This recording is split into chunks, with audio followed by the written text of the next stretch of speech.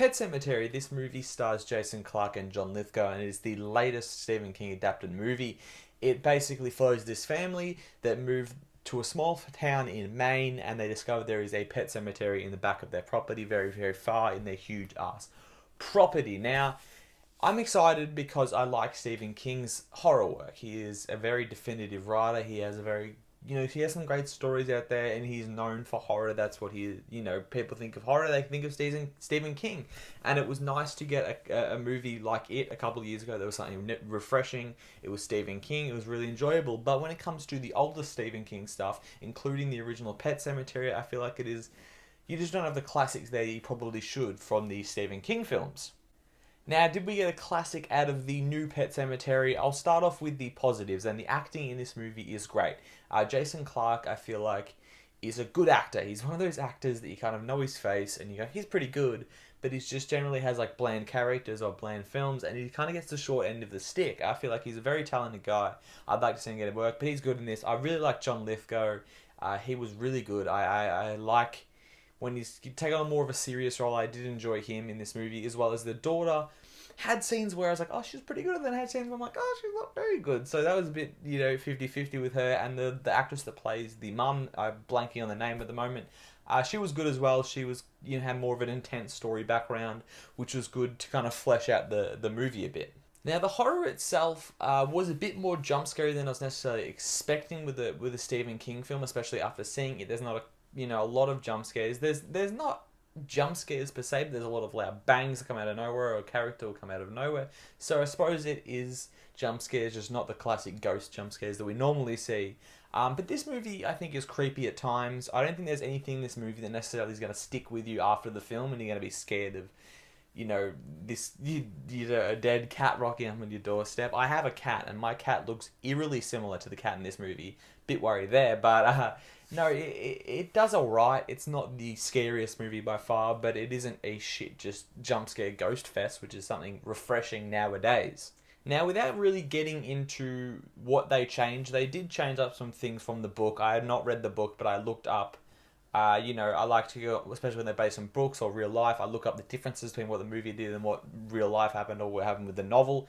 There is a few changes, and I actually, maybe piss off a few Stephen King fans here. I did enjoy the changes. I think they add a little bit more depth to it.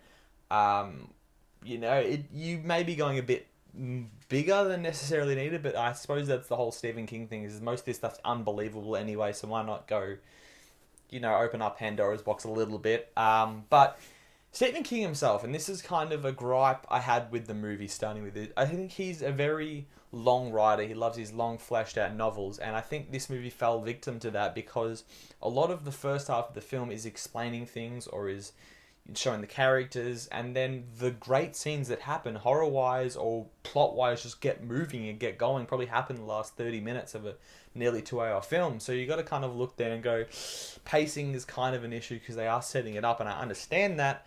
But the last half an hour is really enjoyable, high octane, high intensity, and it's kind of doesn't feel like the rest of the film kind of follows that pace that really, I think, upgraded the movie. In the end, though, I think this movie is fine. It's enjoyable. I think the acting stands out as one of the best bit. The story is obviously very famous, being a Stephen King film or a Stephen King novel. And, they do have some scares that get you, and there is a creepy character that, if you guys know the novel or the original film, Rachel's sister, she creeps me out. I didn't want to watch many scenes with her in it, so I'll give them that. That did kind of freak me out a little bit. The CG at times, you could tell the CG, there's kind of a staircase scene where they have to go up like this weird, like they're like searching for this cemetery, and it just looks so fake that he was standing on a green screen. And the cinematography, there was weird choices being made early on in the film that I was like, can we see this? Because you're shooting it a bit odd. I'd like to get a clearer look at what's happening. A specific scene with him in his Jason Clarke's character in the doctor's office is there. But this movie is just kind of lukewarm for me. It's not as shit as some of the horrors nowadays can be, with a lot of jump scares and a lot of just throwaway bullshit.